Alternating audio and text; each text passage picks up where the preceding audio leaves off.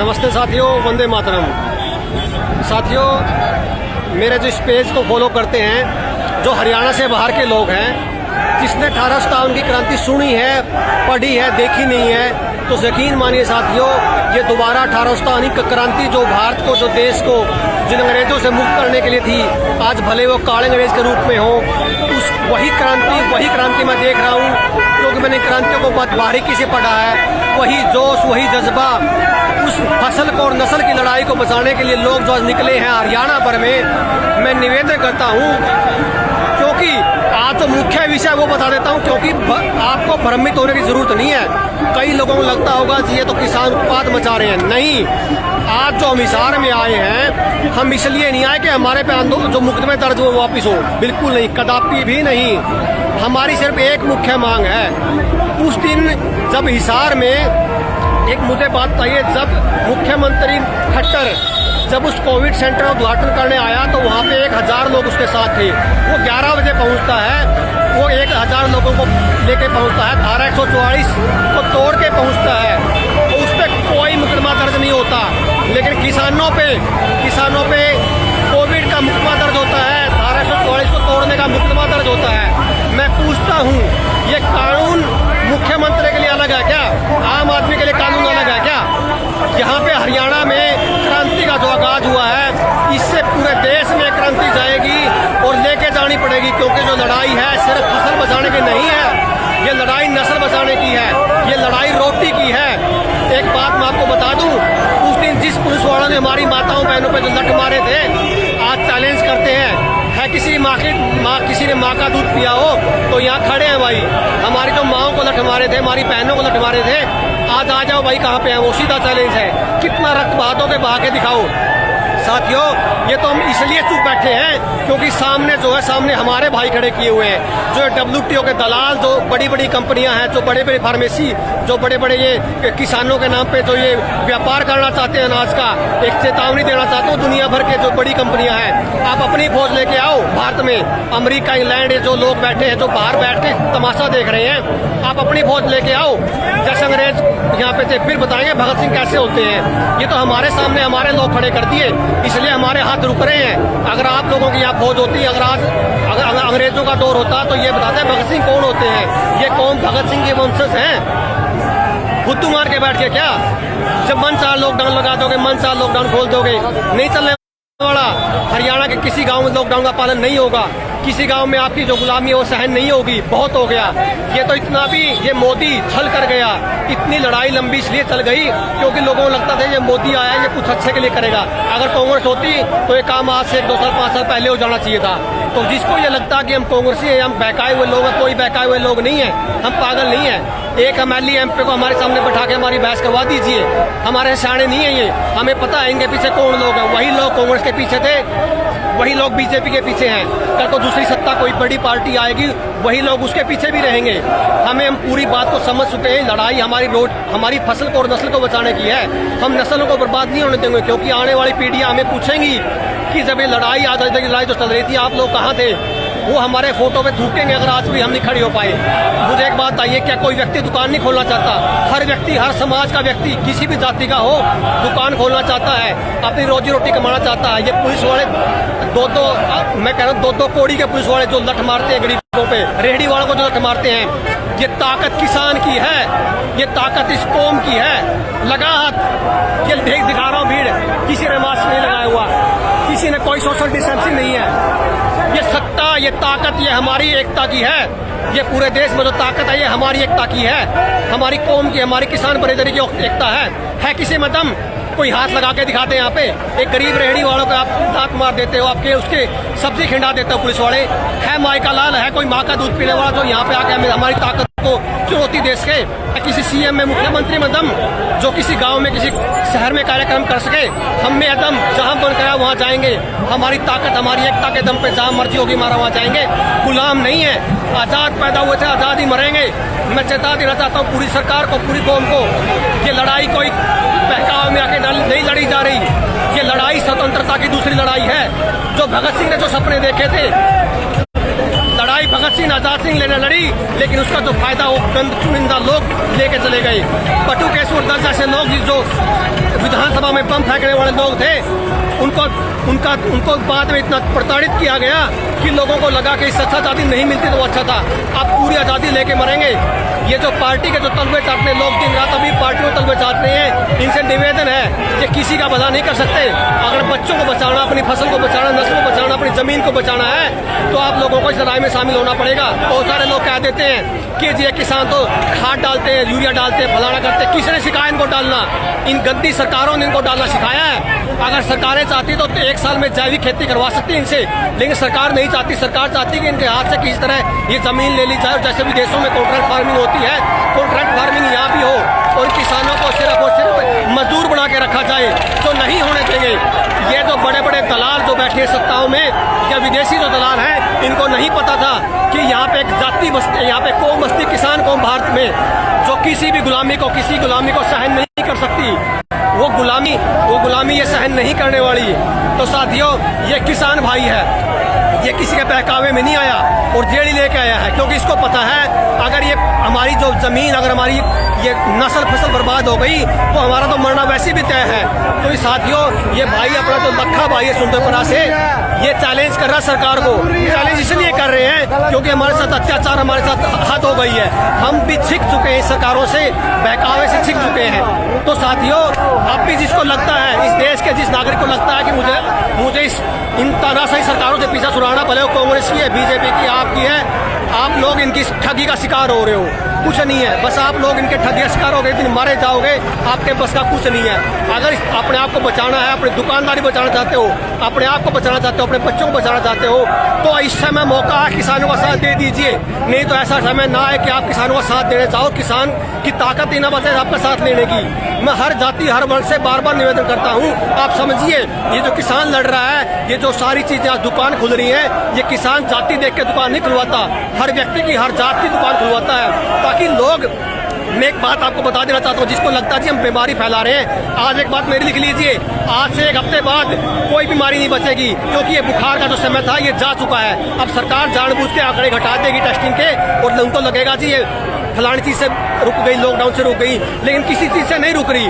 असल में जो बीमारी रुकेगी इस मौसम के जाने के बाद ऑटोमेटिक ये बुखार जो है ये कम हो जाएगा। और ये जानबूझ कर सरकारें ये दिखाएंगी कि हमने लॉकडाउन लगाया इससे बीमारी कम हो गई। और जब तीसरी लहर आएगी अगली साल इसी मौसम में, अप्रैल मई के मौसम में आएगी, क्योंकि ये बुखार इसी मौसम में होता है। और ये भेड़ें जो है, भेड़ें फिर वही बहकाई में आ जाएगी और अंदर घरों के अंदर बैठ जाएंगे चुप चुपा के। साथियों, अगर ये मरना होता, इस बीमारी में मरते, तो ये देखो, ये 80-80, 70-70 साल के बुजुर्ग देखिए, ये किस तरह घरों से निकल के आए हैं। इनको अपनी जान प्यारी नहीं है, लेकिन इनको पता है कि ये बीमारी तो पहले भी बुखार आते रहे हैं, हम तो वैसे भी मर जाएंगे। अगर नहीं तो किसान खेत में भूखे मर जाएंगे। 80 साल का बुजुर्ग लड़ने की हिम्मत ताकत रखता है और 30 साल का नौजवान छुप के घरों में बैठा है। साथियों, अब भी मौका है, निकल जाइए। इस गुलामी की जंजीर को तोड़ना है तो आपको घरों से बाहर निकलना पड़ेगा, आपको सरकारों से बाहर निकलना पड़ेगा। जो उनको लगता है जी मेरी सरकार है, किसी को कोई सरकार नहीं है। इस जो दलाली का जो खेल है, इसमें सारी सरकारें एक हो चुकी हैं, क्योंकि कानून ही ऐसे हैं, कोई भी सरकार इस चीज़ के खिलाफ नहीं बोल सकती, क्योंकि आपने लोन इतना ले रखा, आपने वर्ल्ड बैंक से पैसा इतना ले रखा है कि आप उसकी गुलामी बंधे हो। लेकिन आप लोग, ये सरकारें बंधी हैं, आप लोग नहीं बंध रहे गुलामी में। वो पैसा हमने नहीं लिया, सरकारों ने लिया, सरकार भुगते। हम क्यों भुगते? सरकार जब लोन का पैसा लेती है तो इसको सारे एग्रीमेंट करने पड़ते हैं, WHO को, WTO के। वो सिर्फ उसका आदेश का पालना कर रही है, उनको सब पता है, कोई पेंडेमिक नहीं है, कुछ नहीं है, लेकिन जानबूझ के उनके एग्रीमेंट ऐसे हो रखे हैं, वो आपको सत्यता नहीं बताएगी। ये जो बीमारियां हैं जानबूझ के आपको दिखाएगी कुछ और एक्चुअल में कुछ और कहानियां होगी। मेरी बात लिख लीजिए, 1 हफ्ते बाद जैसे ही अभी लू चलनी शुरू हो जाएंगी, ये बीमारी कहीं भी नहीं मिलेगी आपको, और आपको ये भ्रम में फैलाया जाएगा कि ये बीमारी लॉकडाउन से बंद हो गई या फलानी लगाने से बंद हो गई, लेकिन बीमारी सबता जाएगी। ये आप आज का मेरा याद रखना। तो साथियों, जिसने क्रांति नहीं देखी 1857 की, वो क्रांति देख ले आज। अभी क्रांति देखने का और इसमें शामिल होने का मौका है। जो नाम लिया जाता है वो भगत सिंह जैसे शरीफों लोगों के नाम लिए जाते हैं। नाम कभी भी जयचंद का जब नाम आएगा तो उस पर थू थू किया जाएगा।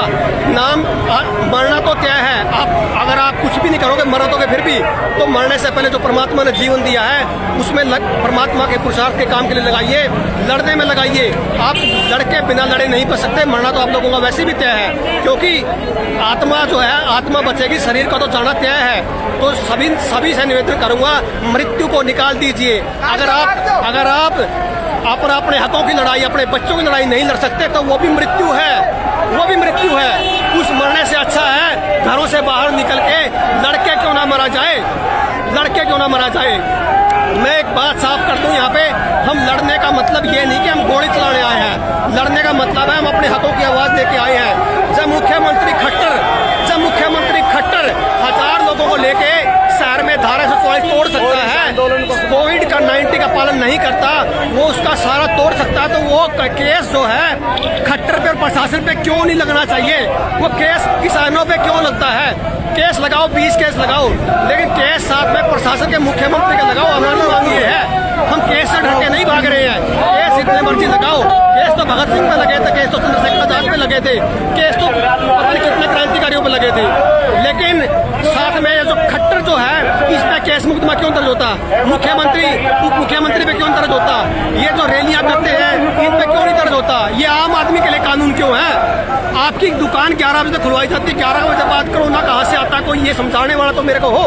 हर व्यक्ति दुकान खोलना चाहता है, लेकिन डर, किस बात का डर? जब आप रहोगे नहीं, जब आपके बच्चे मारे जाएंगे इस भूख से, फिर भी तो लड़ने के लिए तैयार हो गए। अब भी मौका है, लड़ने वाले लोग तैयार हैं, आप सिर्फ उनका साथ दीजिए। इस देश के किसी भी कोने में आप लोग हो, वहाँ से अगर आप फेसबुक से माध्यम से किसानों का साथ दे सकते हो, आप किसी माध्यम से अपने लेवल पे प्रोटेस्ट कर सकते हो, आप दीजिए, आप भी किसानों का साथ दीजिए। अभी नहीं तो कभी नहीं, क्योंकि अब हरियाणा में इतना प्रेशर बढ़ चुका है सरकार पे, सरकार को अगले हफ्ते लॉकडाउन खोलना पड़ेगा। और जब लॉकडाउन खुलेगा तो जब गरीबों का पेट पलेगा, जब गरीबों की दुकान खुलेगी तो किसानों को बड़ा आशीर्वाद देने वाले हैं। हमें कोई भी फर्क नहीं है, हमारे लिए सभी जातियाँ सभी कौम बराबर हैं। आप एक चीज मानिए, ये जो किसान है ये किसकी कोई जात नहीं होती, ये सभी लोगों के लिए। अगर किसान बचा तो ही बाकी व्यवसाय बच पाएंगे। ये देखिए, ये क्रांति देखिए, ये क्रांति देख लो आप। मुझे बात बताइए, क्या ये लोग नहीं हैं? क्या यहाँ बीमारी नहीं है? अगर यहाँ बीमारी होती तो लाशों के ढेर लग जाते। आपको बहकाया जा रहा है, आपको मरने का कारण कुछ और है, वो रामदेव ने बताया है, मैं लाइव वीडियो पर नहीं बता सकता आपको। मृत्यु किसी और वजह से हो रही है, हो सकता है दवाइयों से भी हो सकता है, उसकी जांच करनी चाहिए। ये बुखार अभी हफ्ते बाद वैसे भी चला जाना, निकलो घर से बाहर, विरोध करो, चाहे उस शहर में व्यक्ति रहता है, चाहे गांव में रहता है, देश के किसी कोने में रहता है, विरोध करिए। जीना है तो विरोध करके जी सकते हो। आप घर पे कितने दिन बैठे रहोगे? पिछली बार जब लॉकडाउन लगा तो लोगों ने गहने बेच दिए, अब की बार लॉकडाउन लगा तो लोगों ने उधार पैसे ले लिए, उससे भी काम नहीं चला, अब लोग घर बेचेंगे। उसके बाद क्या बेचोगे? फिर कैसे जीवन जियोगे? घर बेच दोगे, जेवर बेच दोगे, फिर क्या बेचोगे? अपने बच्चों को बेचोगे? तो सबसे निवेदन है, अब भी लड़ने का टाइम है, लड़ने वाले लोग खड़े हैं, आपको साथ देना है। जो फ्रंट लाइन पर लड़ सकता फ्रंट लाइन पर लड़िए, लोगों को समझाइए किस तरह से। जो अगर आप इस लड़ाई को भी लड़ सके तो आप भी वैसे ही मर गए, आप तो मृत्यु ही है। ये भी अगर घर से बाहर अपने बच्चों के नहीं लड़ पा रहे तो मृत्यु है। ये देखिए हिसार में, मैं दोबारा बता दूं, आज हिसार में इतना किसान इकट्ठा क्यों हुए हैं? क्योंकि 5 दिन पहले हमारी माताओं पे, हमारी बहनों पे लाठियां भाजी गई, गोली चलाई गई। कसूर क्या था उनका? कसूर एक ही था, क्यों अपने हकों की लड़ाई मांग रहे हैं। अगर अपने हकों की लड़ाई मांगना गलत है तो चलाइए गोली हम पे, कोई बात नहीं, फोड़िए सिर। अब आओ ना निकल के ऊपर शासन। ये ताकत है किसानों की, ये ताकत है किसानों की। आप किसानों की ताकत पहचानिए, हम भी वही लोग हैं। ये पूरा जो भारत का जो पूरा वंशज है, ये भारत का वंशज क्रांतिकारियों का वंशज है। आप लोगों में भी क्रांतिकारियों का खून है। इस देश में अगर कोई लड़ने की ताकत रखता है तो वो भारत रखता है। भारत में अगर सबसे मैं कहूँ तो ये धरती हरियाणा पंजाब की धरती, और हरियाणा पंजाब की धरती पे मैं सबसे लड़ाकी अगर कोई बात करूँ तो वो धरती है जींद, हिसार, भिवानी, ये जो बेल्ट है इसकी धरती। आज ये लड़ रहे हैं, एक ही जाति बची लड़ने वाली, किसान जाति। इनका साथ दीजिए, ये ना हो कि बेचारे लड़ के ये लोग आप लोगों के लिए भी लड़ रहे हैं। किसान जिंदा रहेगा तो सारे दुकान जिंदा रहेंगे, सारे दुकानदार जिंदा रहेंगे, पूरी व्यवस्था जिंदा रहेगी, ग्रामीण व्यवस्था जिंदा रहेगी। ये लोग ग्रामीण व्यवस्था को तोड़ना चाहते हैं और कुछ नहीं है। आप किसी की मृत्यु हो जाए, 20 आदमी से ज्यादा इकट्ठे नहीं हो सकते। मुझे एक बात है, जब किसी मृत्यु होगी तो उस समय उसको सबसे ज्यादा जरूरत होती है अपने आदमियों की। आप लोग वहां भी नहीं जाने दोगे, आप लोग शादी में नहीं जाने दोगे। ये व्यवस्था को तोड़ने की लड़ाई है। ये चाहते हैं कि ये व्यवस्था टूट जाए, और जिस दिन ग्रामीण व्यवस्था टूट गई, जिस दिन किसान की व्यवस्था टूट गई, आपको दुनिया में कोई बचाने वाला नहीं आएगा। ये लड़ाई अपनी है, सरकार नहीं लड़ेंगी, पार्टियां नहीं लड़ेंगी, आपको अपने आप उठ के लड़ना होगा। तो साथी निवेदन है मेरा, आप जहाँ भी भारत के जिस भी कोने में रहते हो आवाज उठाइए, कुछ नहीं होगा। आप हिम्मत करिए। ये देखो, ये आवाज उठाने वाली कौम है। आज मैं चैलेंज करता हूँ, यहाँ हिसार में 20,000 पुलिस वाले इकट्ठा हो रखे हैं। ताकत नहीं है किसी को हाथ भी दे दे, कोई सोशल डिस्टेंसिंग नहीं है, कोई मास्क नहीं है, कोई गाड़ी का अगर कागज है तो भी कोई दिक्कत नहीं है, सिर्फ झंडा, किसान का झंडा। आप निकलिए घर से, तब ताकत आती है। सत्ता जो होती है वो लोगों के साथ होती है सत्ता। सरकार की हिम्मत नहीं किसी गांव में घुस जाए, और किसान आज जहाँ चाहे वहाँ जा सकता है। एक सरकार चल रही है हरियाणा में, पैरेलल सरकार, उसको कोई दुनिया की ताकत चैलेंज नहीं कर सकती। तो साथियों, निकलो घरों से बाहर और दिखा दो इस दुनिया को कि भारत है, ये गुलामी नहीं सहन करता, भूखमरी सहन कर सकता है, सब कुछ सहन कर सकता है, गरीबी सहन कर सकता है, लेकिन गुलामी सहन नहीं कर सकता, क्योंकि यहाँ पे भगत सिंह के वंशज रहते हैं। तो नमस्ते साथियों, भारत माता की जय, जय गौ मां, किसान एकता जिंदाबाद। कौन है ये देखिए, अरे कम से कम आदमी, हमारे यहाँ तो लड़ाई जो है महिलाओं ने कमान थाम ली है। आप लोग आदमी होकर नहीं लड़ सकते, तो जो इस व्यक्ति की अगर आदमी होकर भी लड़ाई लड़ने की इच्छा नहीं है तो कम से कम चूड़ी पहन लीजिए। ये देखो, ये माताएं, ये माताएं बहनें देख लीजिए। ये उस दिन भी इनका सर फूटा था, गोली लगी थी। आज उस दिन 2000 माताएं थी, आज 20,000 30,000 माताएं निकल के आई है। हरियाणा की क्रांति जो है वो माताएं भी लड़ रही हैं। आप लोग आदमी होकर नहीं लड़ सकते, अदर स्टेट के लोग।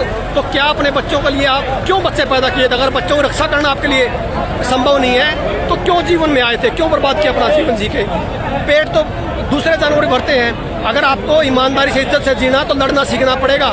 ये सरकारें किसी की नहीं है साथियों। ये देखिए हरियाणा में मैं बार बार दिखा रहा हूँ, ये लोग जो आए हैं अपने केस उल्टे करवाने नहीं आए हैं। ये एक बात को लेके आए हैं कि 3 काले कानून किसानों के वो रद्द करिए, MSP पे गारंटी दीजिए। और ये जो जबरदस्ती का जो ये जो खेल चल रहा है, दुकान बंद करवाने का, लोगों को हरासमेंट करने का, लोगों को लूटने का, ये लोग नहीं सहन करेंगे। हरियाणा में क्रांति की बहुत गाँव से शुरुआत हो चुकी है। कोई भी गांव किसी प्रशासन के अधिकारी को नहीं घुसने देगा। ये हरियाणा के सभी गांव ने पल्ले गांठ मार ली है, और उस दिन के बाद प्रशासन किसी गांव में घुसने की हिम्मत नहीं हुई है। 200-220 गाड़ियों का काफिला एक गांव वापस कर देता है। साथियों, ये गांव तो वो है जो एक गांव बड़े बड़े राजाओं को धूल चटा देते थे। आप अपनी इच्छा शक्ति, अपनी ताकत को मत भूलिए। आप भी कर सकते हो ये काम। खड़े होइए, उठने भर की देर है। आप पार्टियों के बहकावे मत आइए, ये मैं आपसे बार बार निवेदन कर रहा हूँ। साथियों, ये जो जज्बा लड़ने का, ये शुरुआत हरियाणा पंजाब से हो चुकी है, और हमारी लड़ाई लड़ने की मजबूरी है। हम शौक से नहीं लड़ रहे। तो 6 महीने हो जाएंगे परसों को भी लड़ते हुए। सरकार के कान पे जूं नहीं रहेंगे। क्यों नहीं रहेंगी? क्योंकि सरकारों बसता कुछ नहीं है। सरकारों ने लोन के माध्यम से WTO से इतना पैसा ले रखा है, उसको उसकी हर शर्त को मानना पड़ेगा। ये सारा जो किया कराया है WHO का, WTO का करा कराया, वर्ल्ड बैंक का किया कराया है। सरकारों का इसमें कोई रोल नहीं है। कल को कांग्रेस आएगी, वो भी यही काम करेगी। इन सरकारों के भरोसे मत बैठा रहिए। अगर आपको जिंदा रहना है तो आपको घरों से बाहर निकल कर लड़ना होगा। आपके पास दूसरा कोई रास्ता नहीं है। और जिसको लगता है कि हम ये बीमार हो जाएंगे, ऐसा कुछ नहीं है। 1 हफ्ते बाद ये बुखार नहीं रहना, मेरा नोट कर लीजिए। सरकार आंकड़े दिखाएगी 1 हफ्ते बाद आपको कि बीमारी काबू में आ गई है। हमने काबू में कर लिया, ऐसा कुछ नहीं है। जैसे ही मौसम बदलेगा, ये बीमारी जो बुखार है सबका चला जाएगा।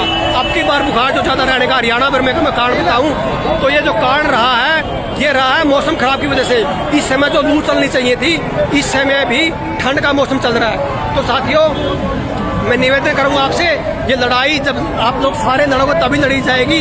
वंदे मातरम साथियों, भारत माता की जय, जय गौ मां।